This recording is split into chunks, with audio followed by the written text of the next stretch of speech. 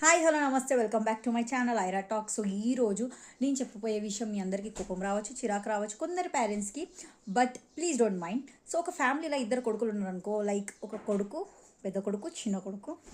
పెద్ద కొడుకు సక్సెస్ అవుతాడు అండ్ చిన్న కొడుకు సక్సెస్ కాడు. ఆర్ ఎవరైనా సపోజిట్ కావచ్చు, చిన్న కొడుకు సక్సెస్ అయ్యి పెద్ద కొడుకు సక్సెస్ కాలేదు. సో ఈ సిచ్యువేషన్లో పేరెంట్స్ ఎక్కువ ఎవరైతే సక్సెస్ అయ్యో ఆ కొడుకు గురించి డబ్బా కొట్టుకుంటారు, మా కొడుకు అది జాబ్ చేస్తాడు, ఇది జాబ్ చేస్తాడు, చాలా ఫుల్ ల్యాక్స్ శాలరీ వస్తున్నాయి ఆయనకి, యుఎస్లో ఉంటాడు, ఇవన్నీ చెప్పుకుంటారు. సో నేనేం చెప్పదలుచుకున్నా అంటే, మీరు ఒక బాబుకి సక్సెస్ అయితే మీరు ఎంతైతే కారణమో అట్ ద సేమ్ టైం ఏ బాబు అయితే సక్సెస్ అవ్వలేదో వాళ్ళకి కూడా మీరే అంత కారణం, మీరే రీజన్ అన్నమాట వాళ్ళు సక్సెస్ కావడానికి. సో మీరు ఒక్కరిదే పట్టుకొని ఇంకొకరిది వదిలేస్తారు.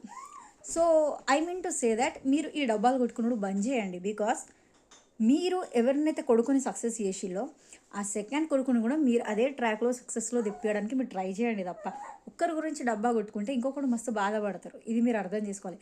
బాధపెట్టుడు పక్క పెట్టండి, బట్ మీరు ఒకటి గ్రహించలేరు దట్ మీరు కూడా రెస్పాన్సిబుల్. వాడు ఫెయిలియర్ అంటే you are also responsible. Okay, I hope you understand.